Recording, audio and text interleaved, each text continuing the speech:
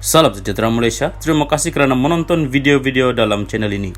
Sebelum kita mula, jangan lupa untuk tekan tombol subscribe, share, like, dan komen. Let's go!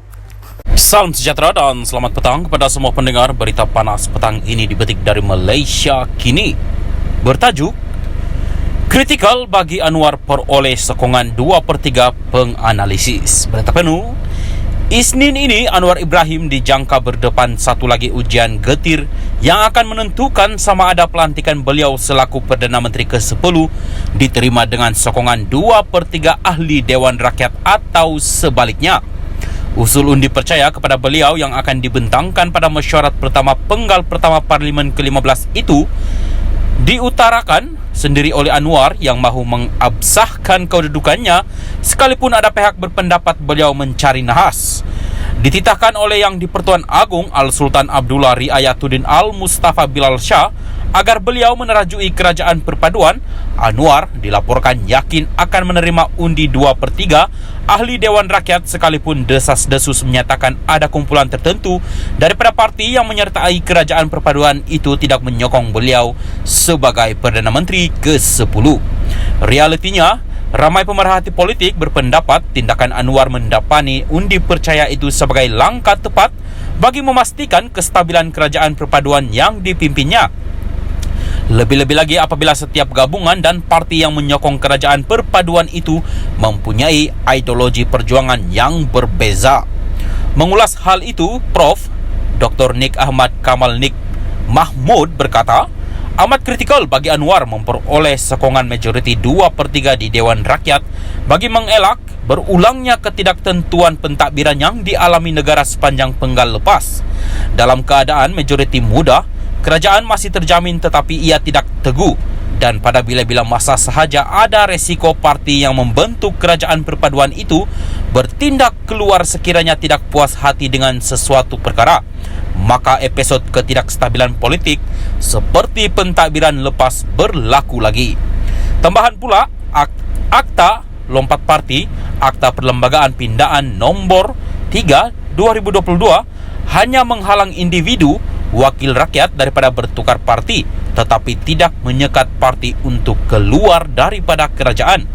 Keadaan ini pastinya akan bermasalah pada masa depan sekiranya Anwar gagal mendapat sokongan majoriti 2/3, katanya pada bernama.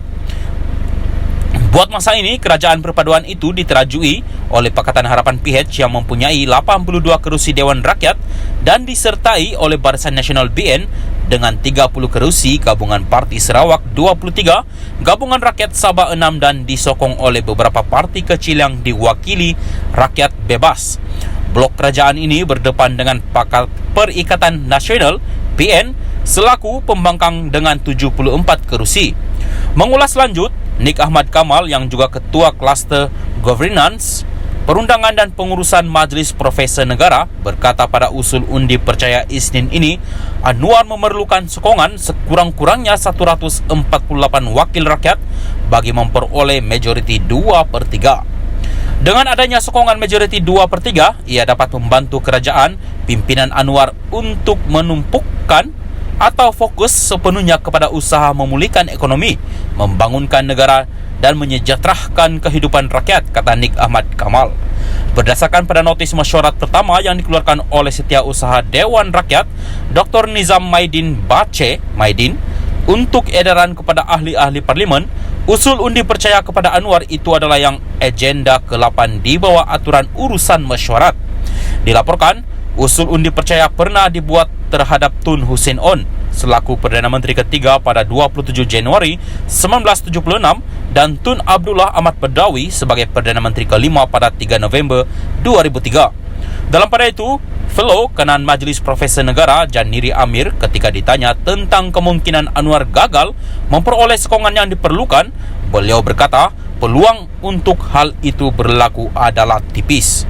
Menurutnya, beliau percaya Anwar menerima sokongan padu ke semua wakil rakyat daripada parti-parti yang menyertai kerajaan perpaduan itu. Beliau Anwar sudah memperoleh majoriti, maka tidak ada sebab untuk wakil rakyat berkenaan belot ataupun mengkhianati amanah yang telah diberi kepadanya oleh parti. Apatah lagi kerajaan perpaduan ini dibentuk hasil cadangan dan nasihat yang di-Pertuan Agung Al-Sultan Abdullah Riayatuddin Al-Mustafa Bilal Shah.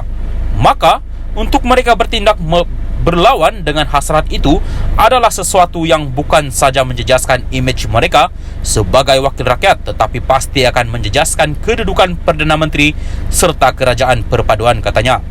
Beliau menyifatkan resiko yang diambil oleh Anwar pada Isnin depan sebagai langkah terbaik bagi menangkis tanggapan negatif selain meningkatkan reputasi Anwar di dalam dan di luar negara. Ini katanya akan membawa impak positif terhadap pasaran saham dan juga pelaburan asing di negara ini. Pada masa sama, Janiri juga percaya tanduk barisan jemaah kerajaan perpaduan pimpinan Anwar itu khususnya dari segi kredibiliti mereka. Kerajaan baru perlu dilihat berupaya dan sekarang ini merupakan tempo untuk dibuktikan. Khususnya Anwar mengotakkan janji serta membuktikan bahawa pimpinan beliau lebih baik daripada kerajaan sebelumnya, kata Janiri. Sekian berita, teruskan bersama channel ini. Salam sejahtera dan selamat malam. Berita panas malam ini. Kini tiba masa Muhyiddin pula turun naik mahkamah, kata Najib Razak. Berita penuh. Kini tiba masa Muhyiddin pula turun naik mahkamah, kata Najib. Pentadbiran akaun Facebook bekas Perdana Menteri Datuk Seri Najib Razak berkata, tiba giliran Tan Sri Muhyiddin Yassin untuk turun naik Pejabat Suruhanjaya Pencegahan Rasuah Malaysia SPRM. Dalam satu entry di Facebook, Najib berkata, perkara itu akan membongkarkan dakwaan bekas ahli Parlimen Ketere Tan Sri Anwar Musa bahawa Muhyiddin mempunyai wang puluhan juta ringgit. Giliran Muhyiddin naik turun SPRM pula. Misteri duit berpuluh juta ringgit dalam bilik tidur dia bakal terjawab tak lama lagi, kata Najib. Semalam Facebook Najib mengucapkan terima kasih kepada Anwar kerana membongkarkan isu yang mendakwa Muhyiddin memberi jutaan ringgit kepada UMNO.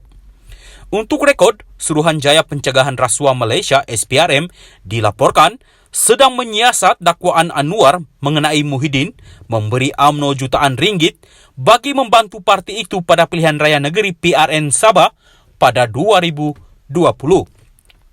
Pada 21 November lalu, Anwar dalam satu video yang tular mendakwa Muhyiddin menemuinya di Sabah. Dalam video berkenaan, bekas Menteri Komunikasi dan Multimedia itu mendakwa dalam pertemuan tersebut beliau diberi berpuluh juta ringgit untuk PRN Sabah pada 2019. Matilah Muhyiddin kali ini.